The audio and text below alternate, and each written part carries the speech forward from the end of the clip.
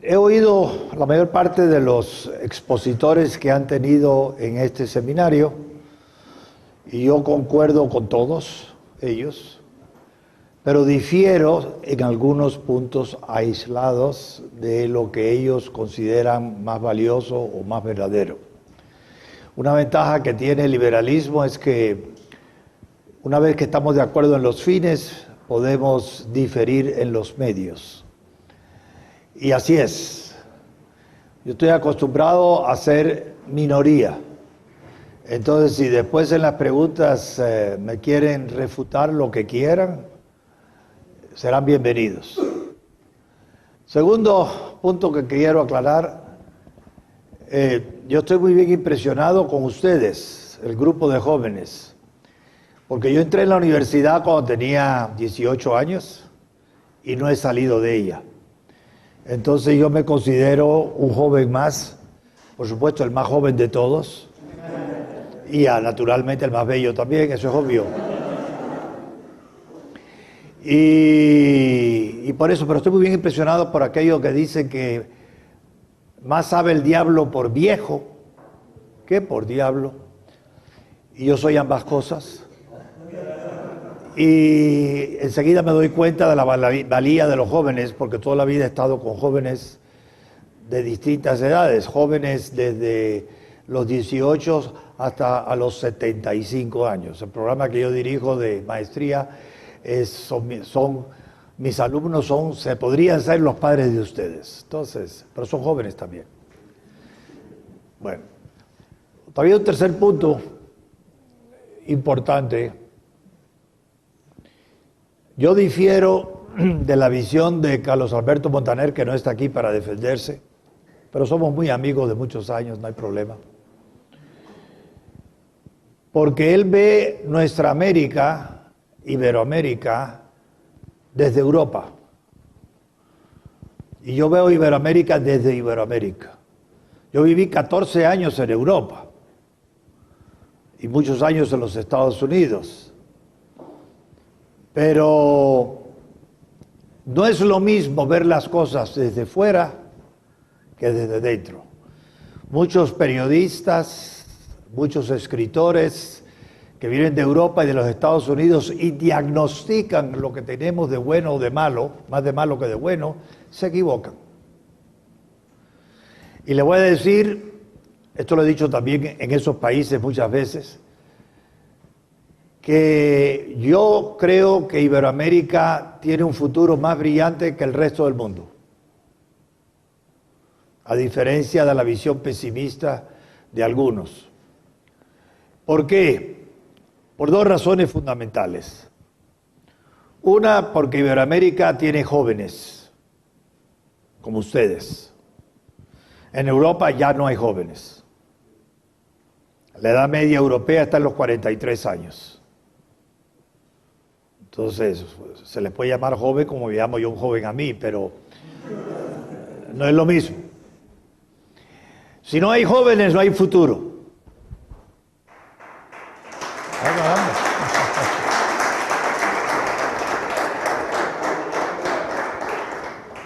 Bueno, qué bueno que me aplauden a mí y a ustedes. Si no hay jóvenes, no hay futuro. La creación, el dinamismo de la juventud es irreemplazable.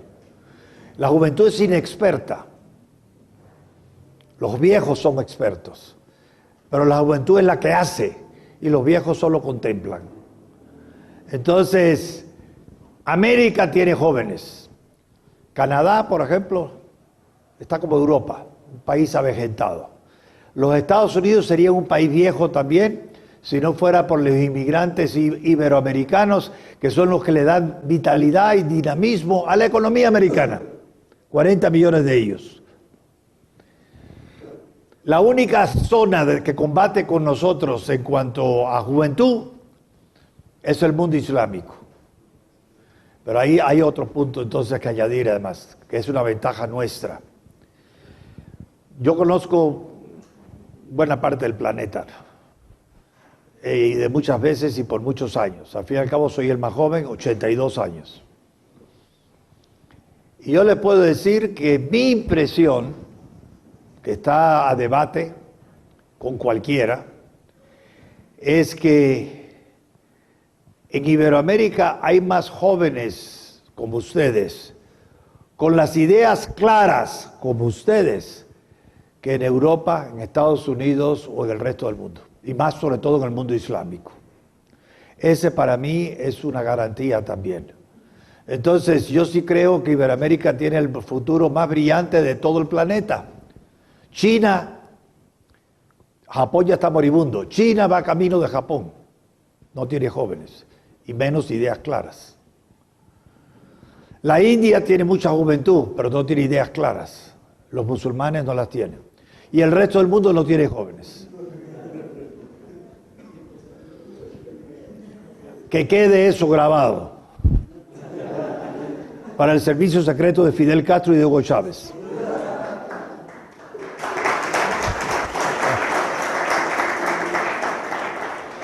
El cuarto punto en el que difiero un poco de mis amigos, son todos mis amigos personales de muchos años atrás, es que yo sí creo que los jóvenes tienen que participar en política.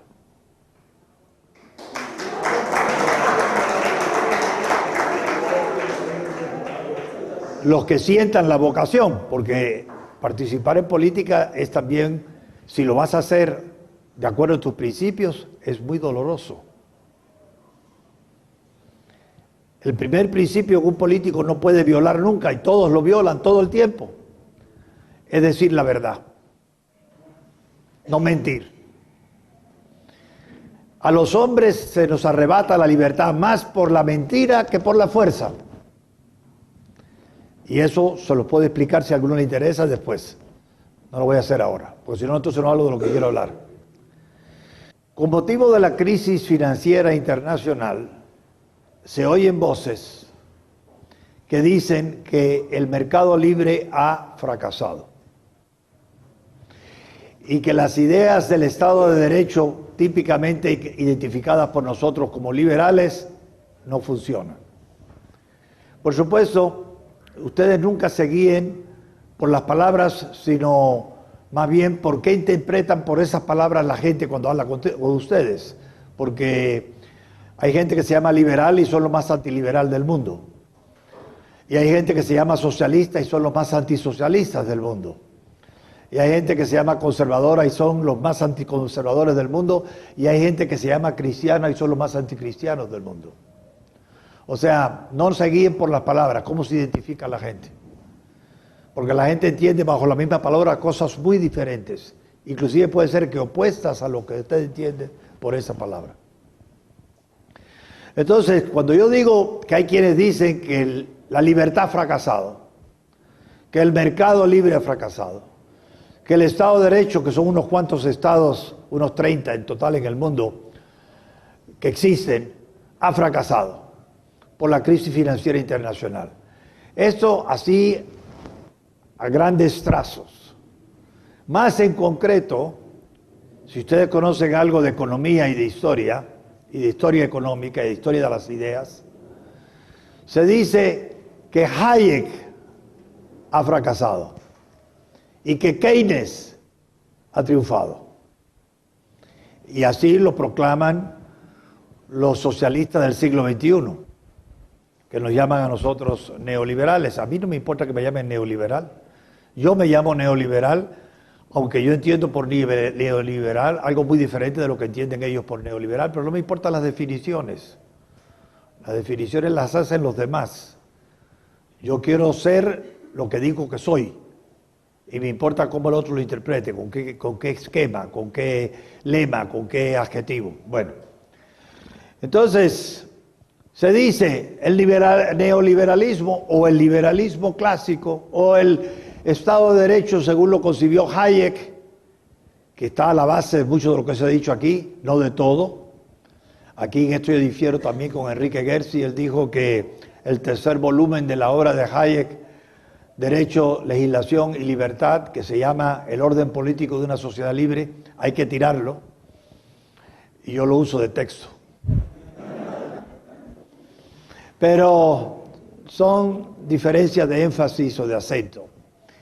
Pero bueno, ¿Qué ha fracasado? Que nuestra concepción está fracasando con la crisis internacional.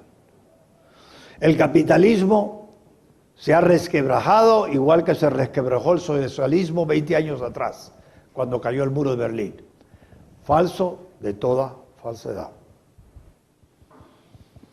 Pero sí quiero añadir una consideración que nos obliga a reflexionar un poco sobre los valores en los que creemos. Yo le estaba contando a un grupo de ustedes en la mesa que cuando yo daba clases de filosofía en los Estados Unidos, había siempre jóvenes que me decían, mire, a mí no me interesa la filosofía, no me interesa su curso, entonces ¿por qué estás en él? Porque me lo piden, me lo exigen. De manera que quiero ver si me dispensa del curso. Yo le digo, yo te dispenso con una condición, que las primeras 2 semanas asistas al curso. Y esas primeras 2 semanas vas a leer unas obras que yo te voy a decir de Federico Nietzsche. Y que dentro de 2 semanas tú regresas y yo te hago un examen oral sobre lo que leíste. Y entonces tú decides, no yo, si sigues en el curso, asistiendo al curso, o yo te firmo una carta diciendo que ya sabes lo suficiente y no tienes que tomarlo. Siempre me resultó muy bien eso. Los jóvenes leían Federico Nietzsche, las obras que yo les decía, y regresaban a las 2 semanas diciéndome, quiero leer más. Ya estaban filosofando. Federico Nietzsche, que es un autor medio loco, más que medio loco, murió en un sanatorio, para un asilo de locos. Es un pensador genial, un escritor maravilloso, Federico Nietzsche, que cree en todo aquello exactamente lo opuesto de lo que yo creo, o de lo que ustedes creen. El lema de Nietzsche para sí mismo era, en alemán, Die Umwertung aller Werte, que significa la transvaluación de todos los valores, que significa a su vez que lo que para ti es bueno, Nietzsche te dice es malo. Y lo que para ti es malo, Nietzsche te viene a decir es bueno. Y él propone a la humanidad esa transvaluación, que lo que hemos considerado bueno hasta ahora, lo consideramos malo. Y que lo que hemos considerado malo hasta ahora, lo consideramos bueno. Eso significa que tú lees a Nietzsche, que es música de Wagner, el estilo de... No hay escritor, yo no conozco escritor más brillante, más seductor que Nietzsche. Pero cada obra de Nietzsche, cada párrafo de Nietzsche, cada línea de Nietzsche te da una bofetada. Y naturalmente, si uno te abofetea sin haberlo provocado, tú dices, ¿y por qué me pega? Ya estás filosofando. Entonces, la filosofía es ¿por qué? Preguntarse por qué. Y ese es mi campo. Entonces, ahora vuelvo otra vez a lo que inicié, de que muchos creen que el libre mercado está en crisis profunda con esta crisis internacional financiera. Yo digo, el libre mercado no. El mercado dirigido sí. La mayoría de la gente cree que el mercado que está en crisis es el mercado libre. Desde mi perspectiva, que está sujeta a discusión, la pueden objetar cuando quieran y dar sus argumentos. Desde mi perspectiva, lo que está sujeto a la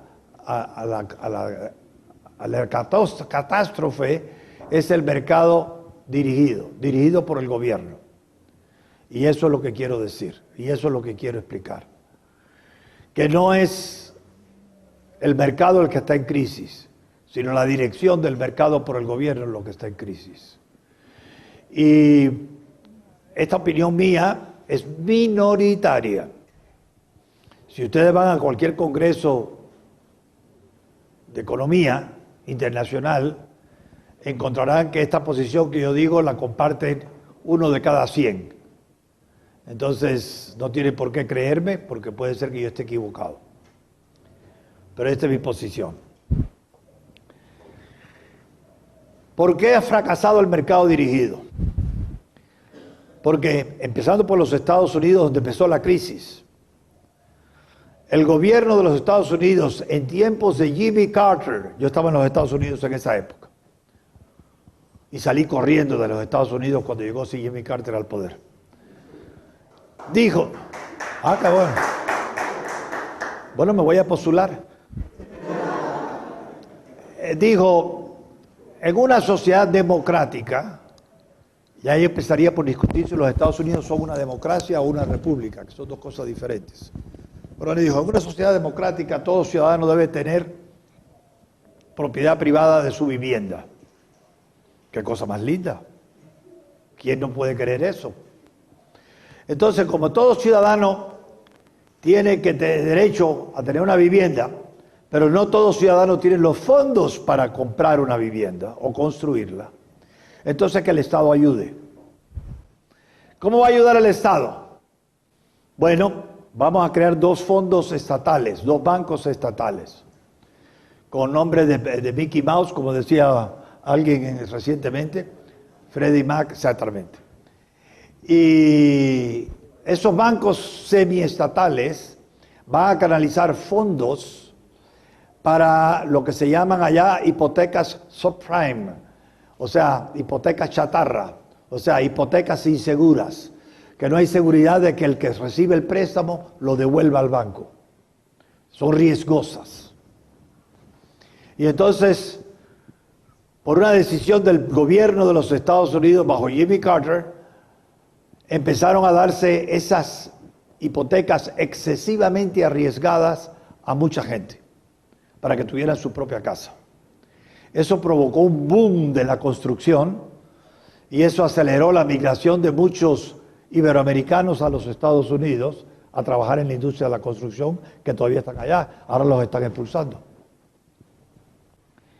Pero otra cosa más que decidió el gobierno, ya no de Jimmy Carter, sino de Reagan, que era republicano y supuestamente liberal en el sentido nuestro.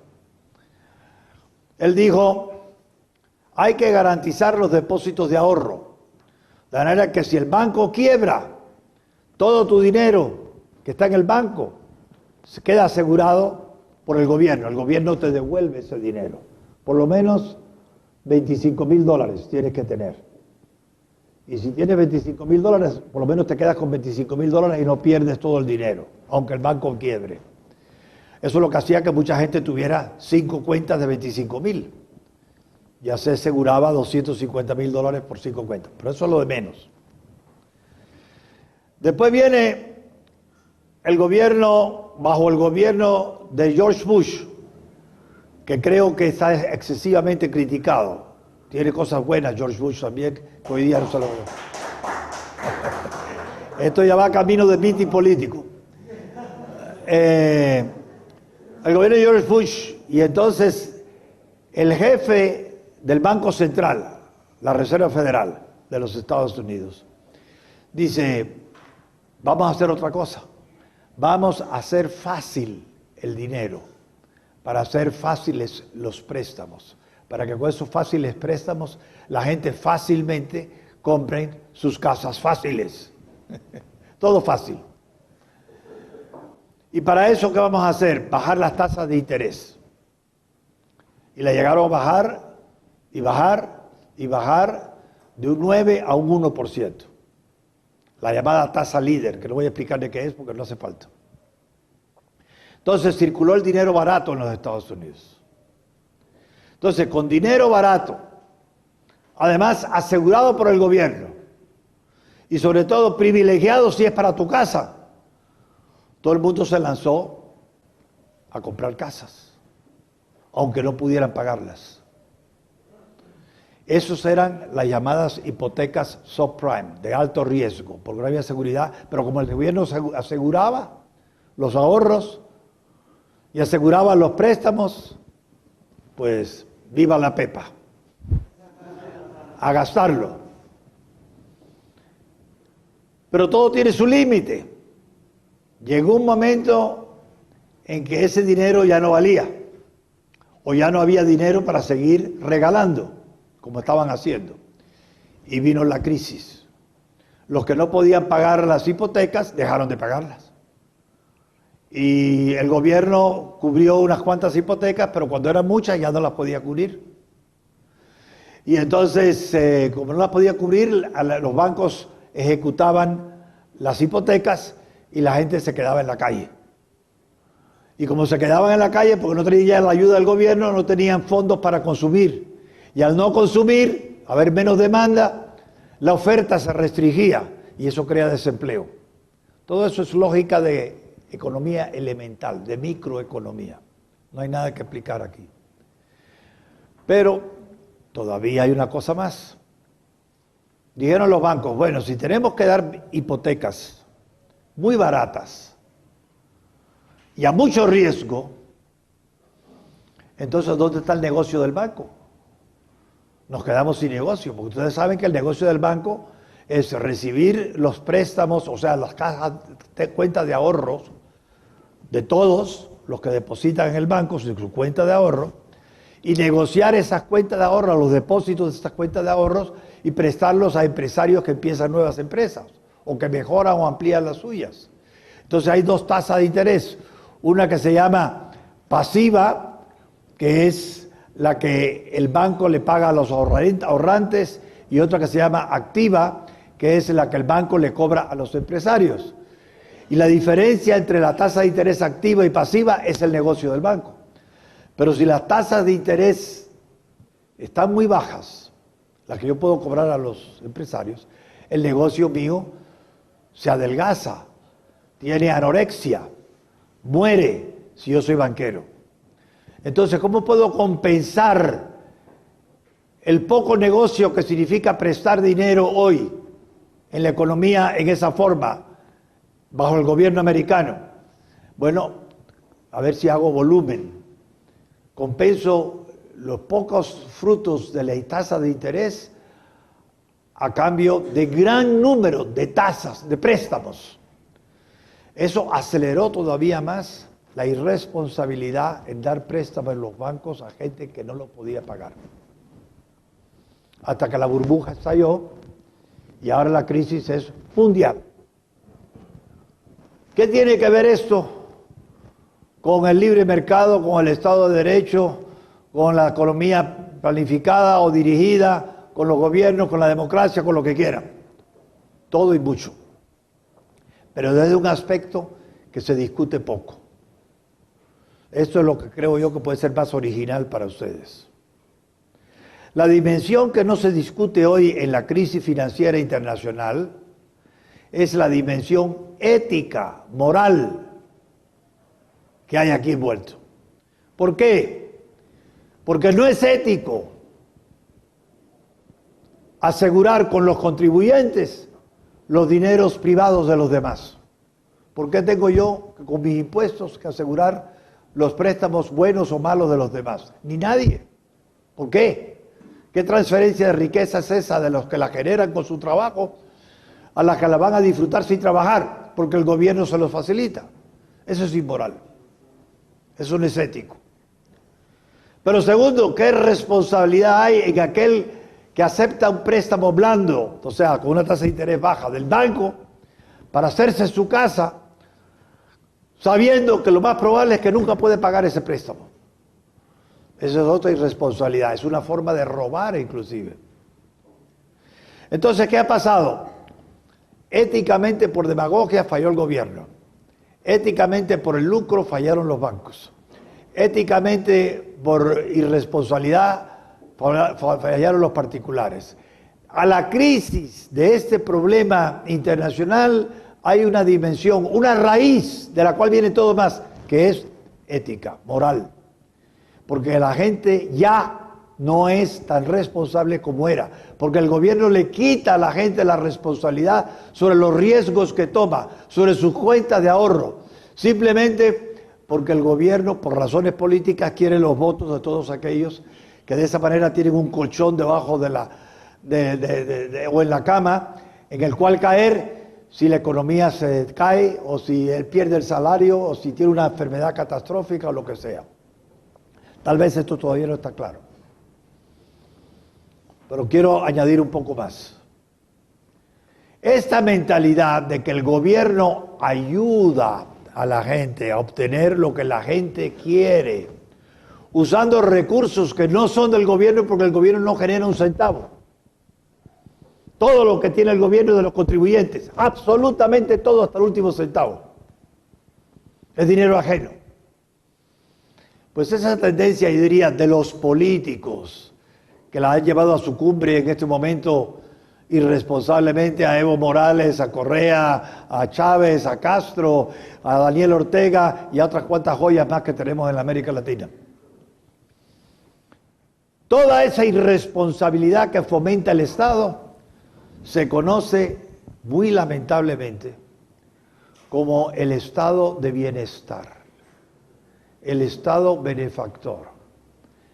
En alemán, que es donde empezó, Wohlfahrtsstaat, en inglés, Welfare State. Lo voy a poner en una forma drástica, casi como si fuera Enrique Gersi, que es muy humorista. El estado benefactor, el Welfare State, que surgió en Alemania a fines del siglo XIX y fue creciendo y creciendo y creciendo y creciendo hasta el día de hoy, ha castrado, ¿entiende lo que significa castrar? Perdón con las señoritas. Ha castrado a los hombres y mujeres de los países donde existe. Porque le ha quitado responsabilidades a los individuos, sentido del cálculo económico responsable para hacer sus propias vidas. La gente, lo voy a poner así. No sé si alguno de ustedes lee la Biblia alguna vez. Yo de vez en cuando sí la leo. Pero sí saben el episodio de que los judíos, bueno, los hebreos, no eran judíos todavía, eran hebreos. Los hebreos fueron sacados de Egipto por Moisés y estuvieron 40 años en el desierto. Y entonces hubo rebeliones y murmuraciones contra Moisés, porque decían, hombre, aquí en el desierto estamos libres de los egipcios, es verdad, no somos esclavos, somos libres, pero ¿de qué nos sirve si nos estamos muriendo de hambre? ¿No sería mejor volver a Egipto, volver a ser esclavos y tener por lo menos algo que comer todos los días? Ese es el silogismo que pudiéramos decir que estaban empleando ellos.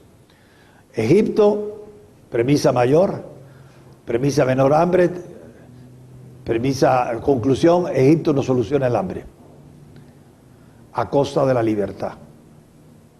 Desde entonces, esto es simplemente una metáfora, desde entonces el dilema a que nos enfrentamos como adultos, ya ustedes son adultos, hombres y mujeres, es ¿qué prefiero yo? ¿Más libertad sobre mis actos?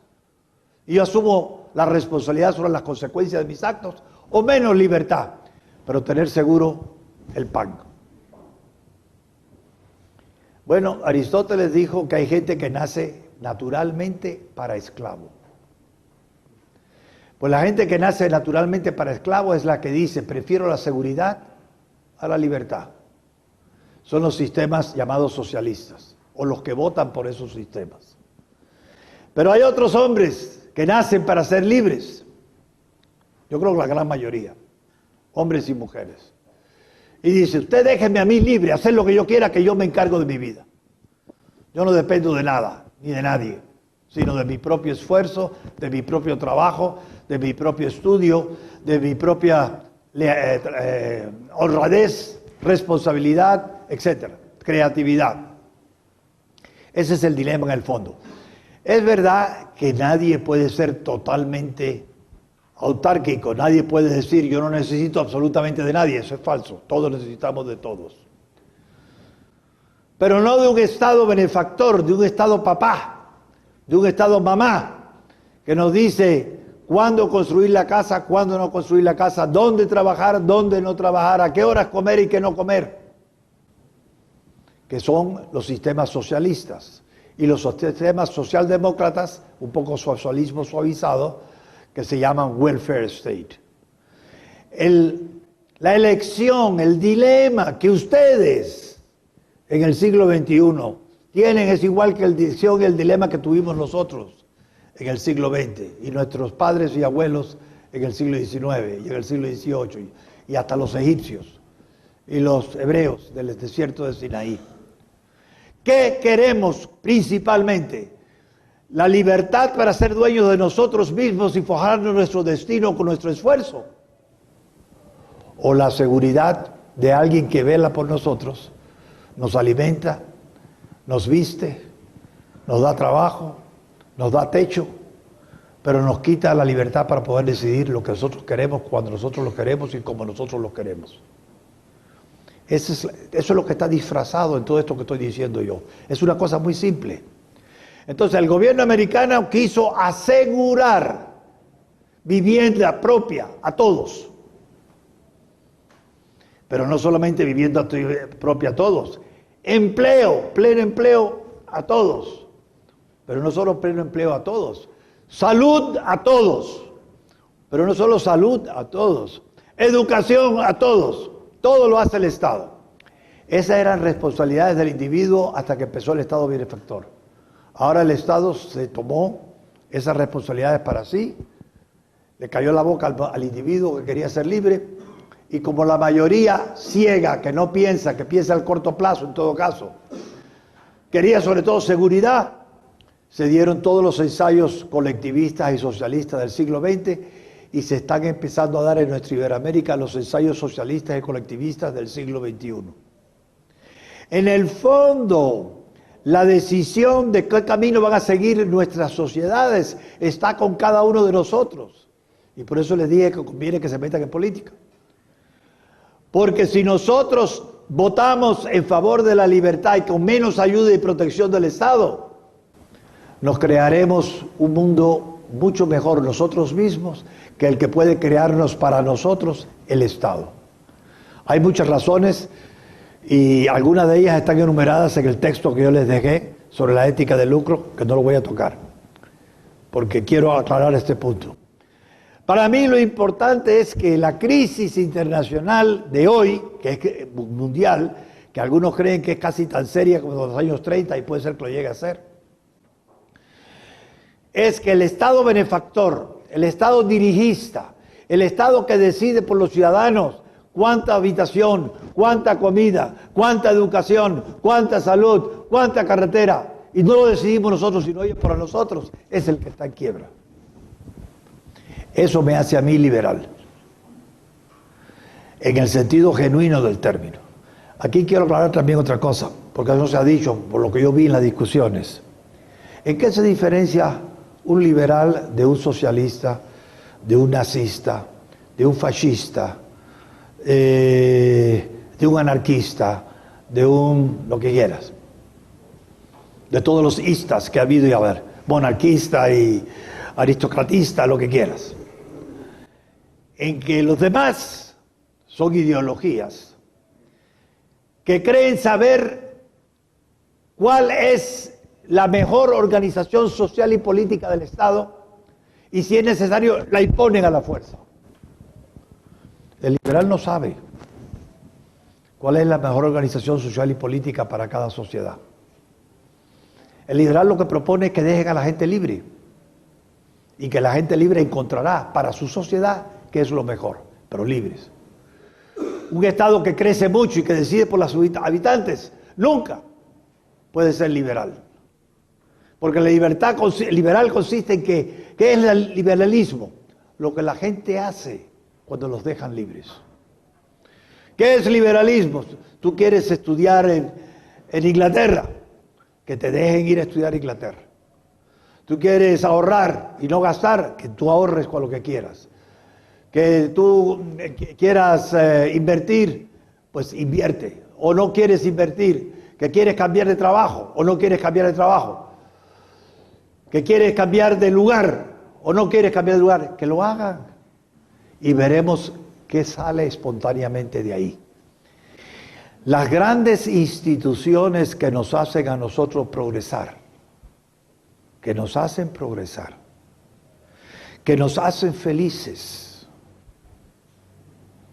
que nos hacen sanos, que nos hacen prósperos, que nos hacen mejores, todas han surgido espontáneamente entre gente libre. No han surgido por el diseño de algún arquitecto genial que lo sabía todo y que dice vamos a organizar la sociedad en esta forma y en otra. La Iglesia Católica, a la cual yo pertenezco, con mucho orgullo, es un producto espontáneo del mensaje evangélico. La prueba es que en el Evangelio ustedes no encuentran ni siquiera en San Pablo detalles de la organización de la iglesia. Algunos, los diáconos, los presbíteros, los sacramentos.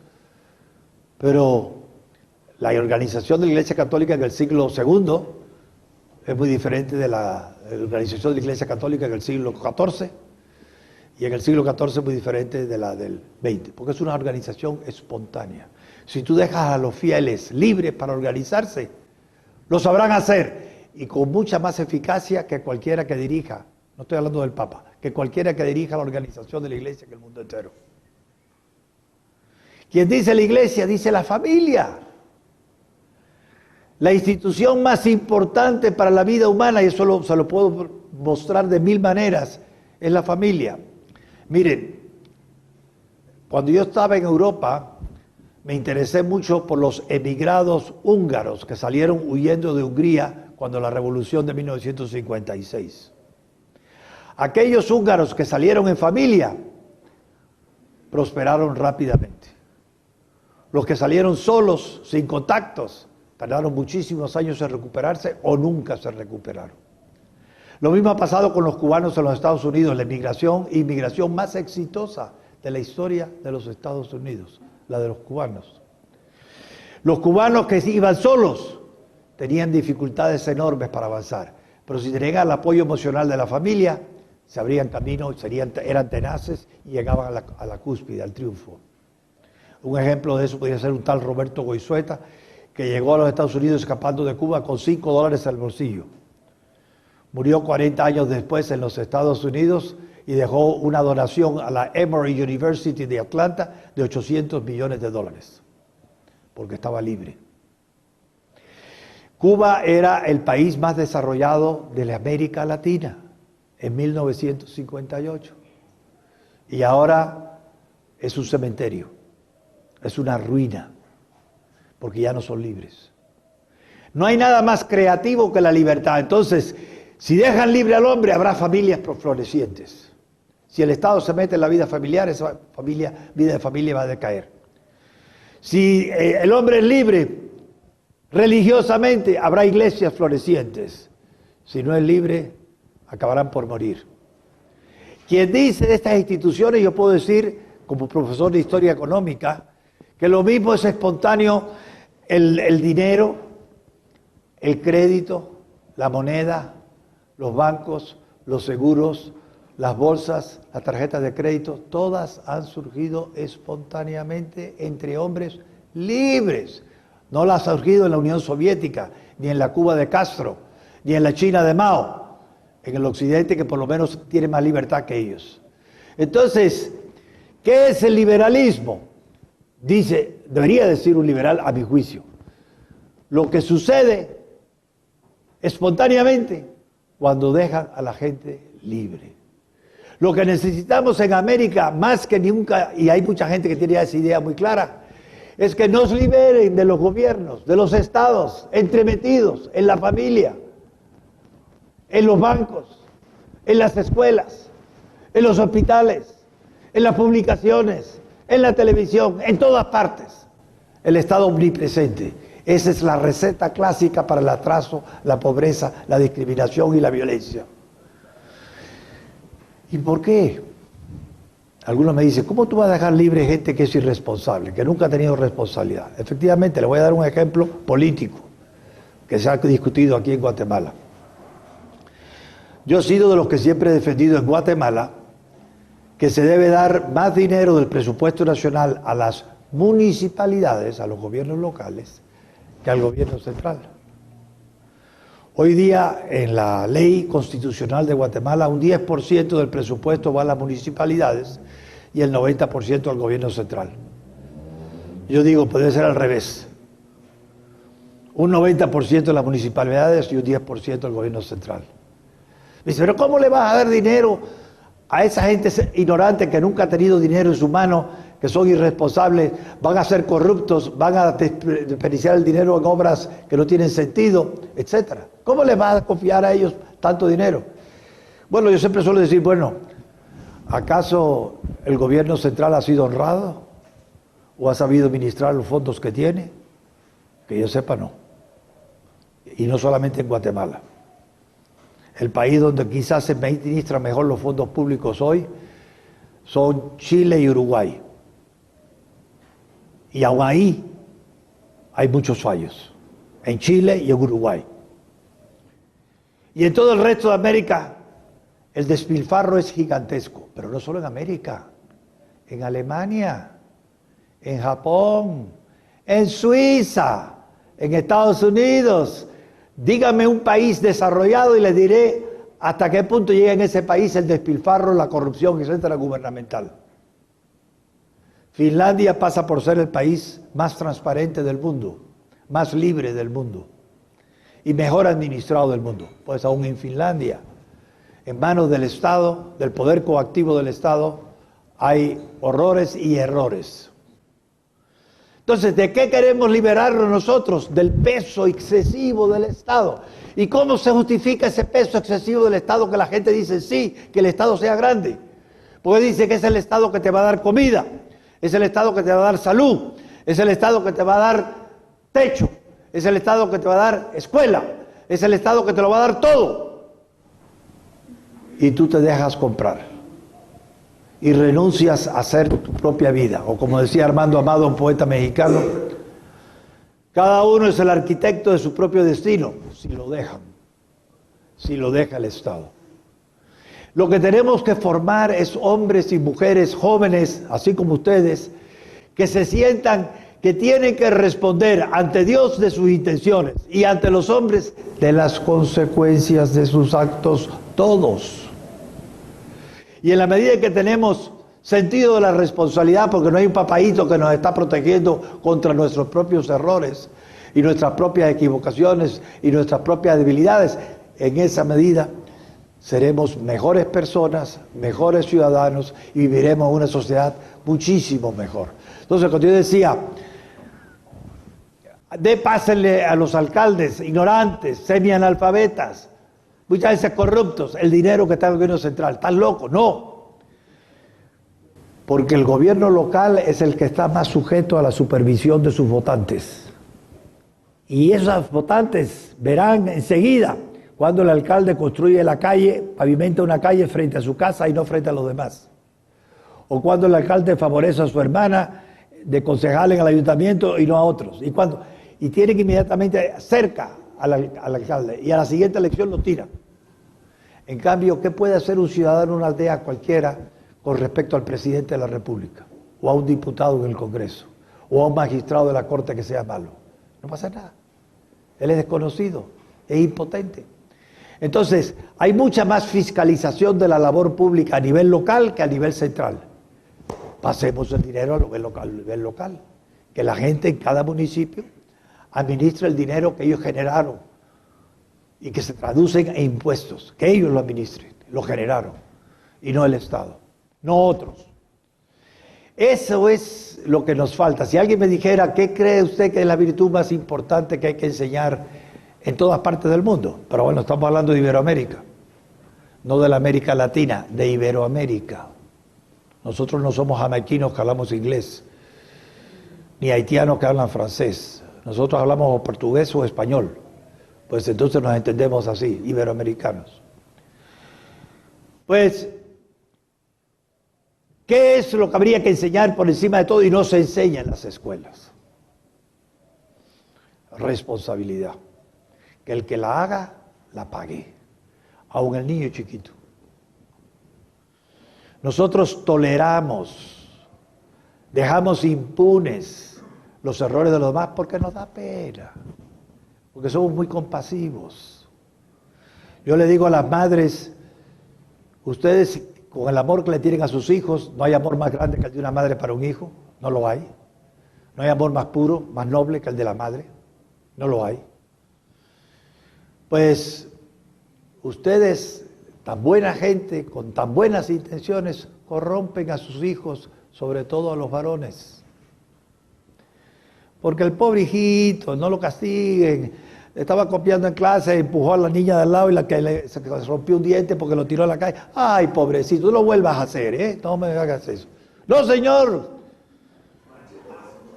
No hace falta dar un latigazo, puede ser que sí. Y yo no me opongo. Pero un castigo, bueno, pues no tomas postre, o sabe que no le gusta a él, televisión, muñequitos. Pues 3 días sin ver televisión. Que pague por algo que hace, sobre todo los varones. Y también creo que yo no soy indefinido, yo soy muy varón. Si alguien tiene duda, que me avise. Y se lo compruebo. Entonces las mamaitas lindas, preciosas, buenas, maravillosas, nobles, lo mejor humano que hay, que tendremos jamás en nuestra vida, muchas veces por compasión, son las que están creando narcodictos, o borrachos, o vagos, o aprovechados, o desfalcadores, porque cuando hacían cosas pequeñitas, pobrecitos, si mi niño es tan lindo. A mí mi madre me decía de niño, la Venus de Milo varón. La pobre como estaba de ciega. Eso es natural. Entonces, ¿qué tenemos que insistir en nosotros? En más firmeza, en más carácter. Y hacer que todo el que haga algo que no debe hacer, lo apague. En pequeña escala, no tiene que ser pena de muerte. En pequeña escala, adecuada a su edad. Eso no lo hacemos nosotros. Nosotros toleramos, perdonamos, nos da pena, y lo dejamos pasar. Eso es destructivo del carácter. Eso es lo que hace a los pueblos que piensan como los hebreos en el desierto, en las ollas de Egipto, antes que su libertad en el desierto. Eso es lo que hace que la gente quiera welfare state, que suele ser una especie de mamá-estado. No, señor. Está bien que tengamos protección y que dependamos de nuestros padres, pero cuando llegamos a la mayoría de edad, ya somos responsables de nosotros mismos. Debemos ser los arquitectos de nuestro propio destino. Y quiero decir lo último, porque sé que ya le estoy cansando. Si ustedes me dijeran cuál es el valor más importante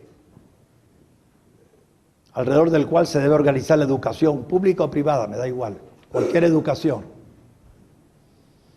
en nuestra América, y así desarrollarnos como hombres y mujeres responsables, yo le diría, desarrollar en los jóvenes, en los niños, de kindergarten y antes, ya, cada uno según su escala, la visión del largo plazo sobre el corto plazo. Los niños quieren todo ya. Y hay niños de 30 y 40 años que quieren todo ya. Todos los criminales que roban son niños que quieren el dinero ya. Como no lo tengo ganado bien, se lo quito a aquel. Ya. Visión de corto plazo. Los amigos del Estado benefactor son gente también que no es capaz de prever para el futuro y quiere que el Estado provea por ellos. Yo no soy capaz de organizarme una cuenta de ahorro para mi vejez, que el Estado lo haga por mí. Niño. El Estado benefactor, que es el que domina en nuestros países y en Europa y Estados Unidos, y que está a la raíz de la crisis actual, nos hace niños perpetuos, aunque queramos ser adultos, porque no nos dejan, no nos dan libertad. Por ejemplo, por decir algo nada más, algo de muchas, de tantas cosas que se podrían decir, el Estado impone el uso de una moneda. Qué sé yo, ahora hay algunos países dolarizados como Ecuador y Panamá y El Salvador, pero los argentinos tienen que usar el peso y nada más. Y los peruanos, no sé si el sol o cuál es el otro ahora que tienen, porque han cambiado de moneda varias veces. ¿Perdón? El nuevo sol. Dentro de poco habrá el archinuevo. ¿Desde cuándo el Estado tiene el derecho a fijar en qué moneda yo quiero intercambiar? Si yo quiero intercambiar en libras esterlinas, en francos suizos, en yens japoneses o yuan chinos, déjenme. No, tengo que ir a cambiar la moneda según la tasa que acepte el Banco Central de cada país. No hay libertad. ¿Por qué tenemos necesidad de visado? inclusive decirle pasaporte. ¿Por qué hacen falta aduanas? Las aduanas son un impedimento al progreso. Y el gobierno pone aranceles contra productos que vienen de otras partes supuestamente para proteger a los que nacieron esclavos o para esclavos en el estado de benefactor, en el estado de bienestar, que son los que no pueden competir con los demás bajo reglas iguales. Pues no, suprima las aduanas, suprima las monedas nacionales, suprima los visados, deje libre. Suprima los impuestos que van a la educación pública. Yo pago siempre 2 impuestos y eso es injusto. Y los padres de ustedes también seguramente. El impuesto que pagamos como todo ciudadano sobre lo que sea directo e indirecto para sostener las escuelas públicas y el impuesto privado que tengo yo que pagar en la escuela privada para que mis hijos tengan la educación que yo quiero que tengan, no la que quiere el político o el Estado. Todos los que van a escuelas privadas, sus padres están pagando 2 impuestos. El de la escuela privada y el de la escuela pública que no van a usar sus hijos. Eso es injusto. Deje que la educación la decidan los padres, no el Estado. Hasta los currícula. Quien dice eso, dice tantas otras cosas, a cadenas a las que estamos sujetos, los impuestos. El impuesto progresivo sobre la renta debería llamarse el impuesto para empobrecer a la gente. ¿Por qué? Porque eso significa que el impuesto progresivo sobre la renta castiga más duramente a aquel que es eficiente, que sirve mejor a los consumidores como ellos quieren ser servidos. A ese que es eficiente porque sirve así como quieren los consumidores ser servidos, le cae el palo más duro.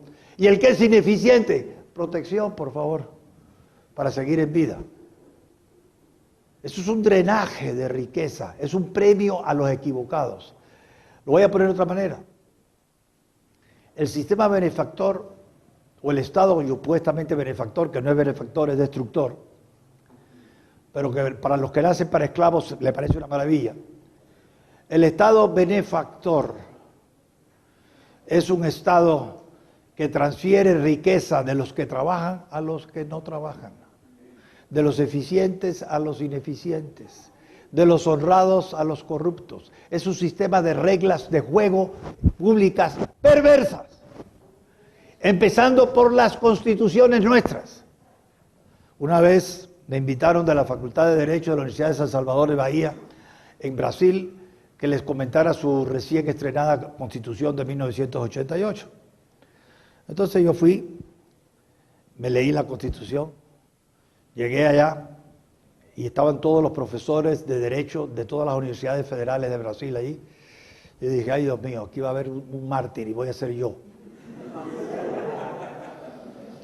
Le dije, mire, ya leí la Constitución y no sirve. No sirve. ¿Por qué no sirve? ¿Cómo puede servir una Constitución que pone derechos y deberes de los brasileños, enumera 76 derechos y ningún deber? ¿Cómo va a ser posible eso? ¿Cómo se puede gobernar un país que solo conoce derechos y no conoce deberes? No camina. ¿Cómo puede prosperar un país cuyas tasas de interés bancarias están fijadas al 12% siempre y no varían? ¿Pero qué es eso? Eso lo hicieron un par de sindicalistas ignorantes. Eso no es una... Por supuesto, cuando lo dije de esa forma tan dura. Terminé y yo dije, ahora vienen las pedradas. Bueno, se van levantando los profesores ilustres, autores de muchos libros de textos de derecho, de todo tipo, eminencias. Dice, usted tiene razón. Nuestra Constitución es un sistema de reglas perversas, por esto y esto, y me daban otras razones que yo no conocía. Por fin se levanta el último que cierra la discusión con lo que dijo. Dice, el profesor de la Torre, como hablan los brasileños. Espero que no haya ninguno aquí. Se preocupa mucho de nuestra Constitución. Pero no se debe preocupar porque aquí nadie la cumple. Le dije, eso es peor. Eso sí es anarquía. Y Brasil es un país de 180 millones de habitantes. riquísimo en muchas cosas. Sin embargo, Brasil, creo yo, esto es ya una afirmación aventurada mía, pero a mí me gusta el riesgo, por eso sigo siendo más joven que ustedes. Brasil tiene menos gente joven con ideas claras que nuestros países. En cualquiera de nuestros países, o casi en cualquiera de nuestros países, hay más jóvenes como ustedes con ideas claras que en Brasil. Porque son herederos de un Estado corporativo, que les voy a explicar por qué, es muy complicado. Entonces, muy fácilmente triunfa un Lula da Silva que le dice a la gente, yo, Estado, me voy a preocupar de ustedes. Ustedes no tienen que preocuparse mucho, yo me preocupo por ustedes. El peor mensaje que se le puede dar a un pueblo. Que es el mensaje que le da también Hugo Chávez al suyo, y Fidel Castro al suyo, y Correa al suyo, en distintos matices, y Evo Morales, y Daniel Ortega, y Cristina Fernández de Kirchner. Equivocados. No son malos. Nosotros no somos mejores que ellos. Solo Dios sabe quién es el mejor y quién es el peor. La verdad que no estoy haciendo ningún juicio de valor moral sobre ellos. Pero sus ideas son equivocadas.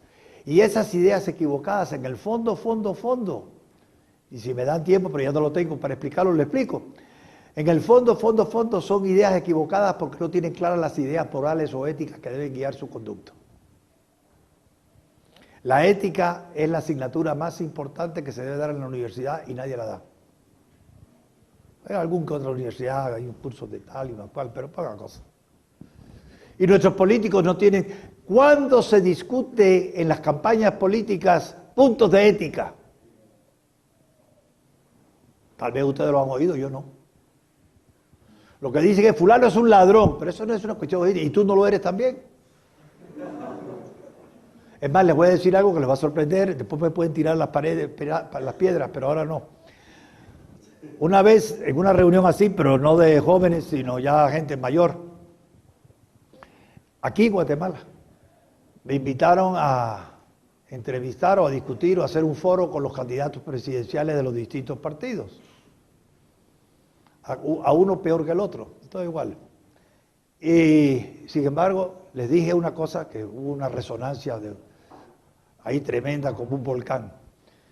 Yo les dije, les voy a decir que estos candidatos no proponen buenos programas, fallan moralmente, éticamente los programas. Y sin embargo, la ética media personal de un político es mejor que la de los no políticos. Se volvió una algarabía, me querían sacar y ahorcarme en el patio del hotel. Y le digo, así es. ¿Por qué? Se levanta uno y dice, yo no he robado nunca. Y el otro, yo no he mentido. Y el tercero, yo no he matado. Y el cuarto, las cosas que hacen los políticos. Y yo le dije, sí, porque no han tenido oportunidad. El problema de la política es moral, porque una vez que tú llegas al poder, las tentaciones y los dilemas éticos te llueven en catarata como en Iguazú. Me decía uno que hicieron ministro, me dice, mire doctor, a las 2 horas de ser ministro, ya había sido yo tentado en lo personal 2 veces. Uno primero por una mujer bellísima, eso es natural. El otro porque me prometían un negocio turbio. Y él tenía la suficiente integridad moral para decir no a ambos. Y con eso termino. Miren, la palabra más importante en el vocabulario liberal, les va a sorprender, la palabra más importante en el vocabulario liberal, en el vocabulario del hombre y la mujer responsable, ¿sabe cuál es? No. La palabra no. El hombre de conciencia es el que sabe decir no. La mujer también. No sean fáciles. Es que me da mucha pena porque dice él que sufre. Que sufra. No hay problema. Así te va a querer más. Desde el punto de vista del mercado, aumenta tu valor.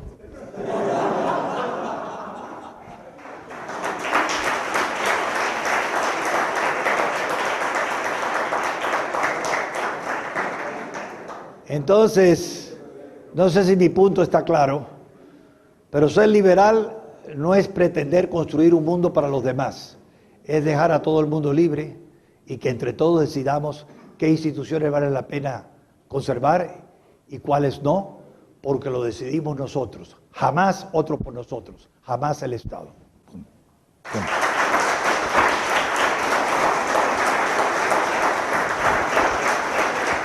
Hay estados prósperos y ricos como por ejemplo Finlandia y Estonia que ofrecen salud, educación, incluso sueldo de desempleo cuando la gente no tiene trabajo y son claramente exitosos. Sin embargo, en América Latina es muy probable que si pones a la gente a escoger libremente sobre cuál es su destino, escogería en vez de mandar a los hijos al colegio, los pondría a trabajar para producir. Entonces, ¿cuál sería ahí el...?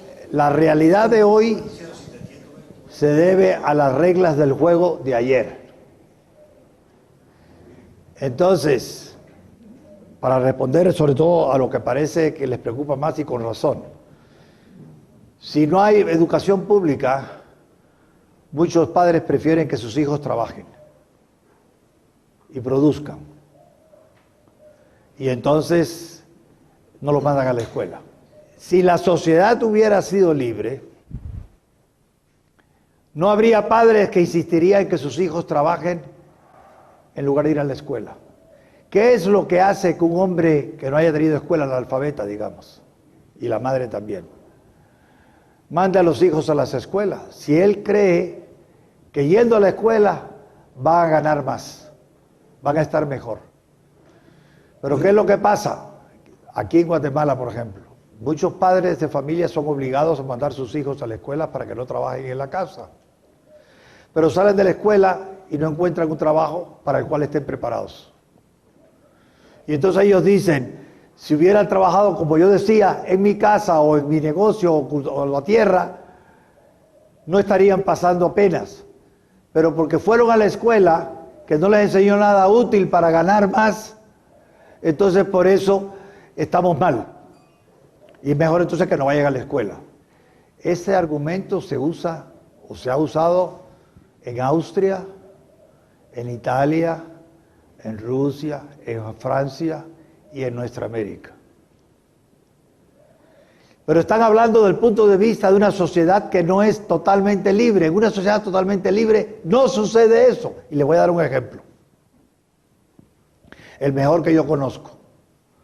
Hong Kong. Ahora es fácil hablar de Hong Kong porque es tan próspero que ya se da por contado. Yo he estado en Hong Kong. Igual estuve en Corea del Sur después de la guerra, cuando estaba todo hecho polvo. Igual en Alemania después de la guerra, cuando estaba todo hecho polvo. Y lo vi levantarse. Pues Hong Kong, en el año 46, tenía una tasa de analfabetismo de alrededor del 62%, que viene a ser la que tenían algunos países de América nuestra. Y el ingreso per cápita promedio de Hong Kong era la tercera parte del ingreso promedio per cápita de América Latina, o de Iberoamérica, en el año 46. En el año 96, 50 años exactamente después, el año que Inglaterra devolvió Hong Kong a la China, prácticamente no había analfabetos en Hong Kong. Y el ingreso de los habitantes de Hong Kong era 11 veces más alto, 1100% del promedio latinoamericano. En medio siglo se alfabetizaron y se prosperaron, se volvieron más ricos que nosotros. ¿Cómo es eso? ¿Cómo es posible eso? Hong Kong, siendo colonia inglesa, preservó las libertades inglesas cuando Inglaterra se convirtió en socialista. Inglaterra pasó al socialismo en 1945 bajo el régimen de Clement Attlee y duró hasta el 51. Y después del 51 adelante hubo una mezcla de socialismo y conservadurismo hasta que llegó la Thatcher y aclaró un poco más el horizonte. Entonces, como Hong Kong era colonia y no era parte integrante de Gran Bretaña, las leyes socialistas de Attlee no se aplicaron en Hong Kong. Hong Kong siguió con su libertad bancaria, su libertad comercial, su libertad contractual que había tenido por un siglo bajo la administración liberal británica. Eso hizo que el hombre de Hong Kong, analfabeta, que llegaba de China nadando a través de agua infestada de tiburones, huyendo de la China de Mao, y llegar ahí, y llegar a casarse o tener hijos, dijera, bueno, yo quiero algo mejor para mis hijos que lo que he tenido yo. Y yo veo que los que saben leer y escribir tienen mejores trabajos que los que no saben leer y escribir como yo. Entonces los mando a la escuela. Si hubiera habido un sistema como el nuestro, que lo obliga a mandar a la escuela, pero no le da con la escuela la oportunidad de poder tener un mejor trabajo, no lo hubiera mandado a la escuela, o no estaría Hong Kong próspera. Entonces, el problema es, yo voy a sacrificar unos cuantos años de la vida de mis hijos mandándolo a la escuela pública para que le enseñen ¿qué? Para que le enseñen qué.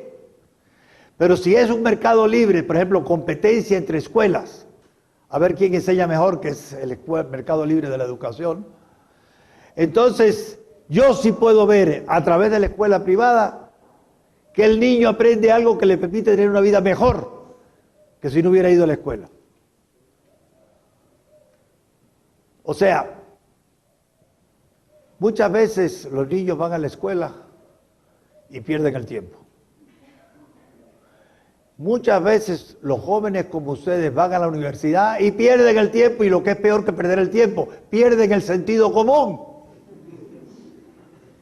Porque les enseñan una serie de ideas tontas, equivocadas, a los Rafael Carrea, que no sé, dicen que es doctorado de la vaina, pero sabe Dios cómo interpretó él lo que le enseñaron. Entonces, nosotros no podemos juzgar el problema del padre que quiere que los hijos no vayan a la escuela pública para que se quede trabajando con él o con la madre y genere un poco de riqueza para la familia, en una sociedad que ya tiene reglas perversas, incentivos perversos. Porque si vas a la escuela, no te ponen problemas, no te ponen multa, pero si no vas a la escuela te ponen multa. Entonces ya están incentivando a la gente a que manda a la escuela, sea buena o mala. Voy a hacer una comparación, como dicen en inglés, invidious, o sea, una comparación desagradable, quizás injusta, maligna, pero no es más que por ilustración. En la Universidad Marroquín, la estancia promedio del estudiante de la Universidad Marroquín es de 5 años y medio. No, de 4 años y medio, perdón. En la Universidad de los Jesuitas Landívar es de 7 años. En la Universidad de San Carlos del Estado es de 13 años. Primero. Segundo, los estudiantes nuestros, antes de graduarse, ya tienen ofertas de trabajo. Los estudiantes egresados de la San Carlos, 5 o 10 años después de graduarse, todavía no tienen una oferta de trabajo en la especialidad que escogieron.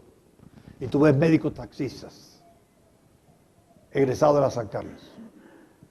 Porque la gente no se fía del contenido del diploma de la Universidad Estatal. Y sí se fían a priori del contenido del diploma que respalda el diploma de la Universidad Marroquín. ¿Qué quiere decir eso? A corto plazo me conviene la San Carlos, es gratis. Pero a largo plazo, para abrirme camino en la sociedad, me conviene más pagar ahora y ganar más mañana. Es corto y largo plazo. Entonces, lo mismo pasa con esto. A corto plazo, le podría convenir más al padre, que se evita problemas con el gobierno, de mandar los hijos a la escuela. A largo plazo, los hijos tienen una primaria, o un básico, o una secundaria, que no les sirve para el mundo del trabajo, para mejorar su estatus de vida. Entonces, si él piensa a largo plazo, dice, yo no lo mando a la escuela. Va a perder el tiempo ahí. Y no va a ganar más, va a ganar menos, después que salga de la escuela. Cuando yo viví en Roma, también viví en Roma, 2 años. Fue la época de la primera recesión económica de Italia después de la Segunda Guerra Mundial, y había muchos desempleados. Eran estudiantes universitarios que habían sido preparados para un mundo de trabajo que no existía.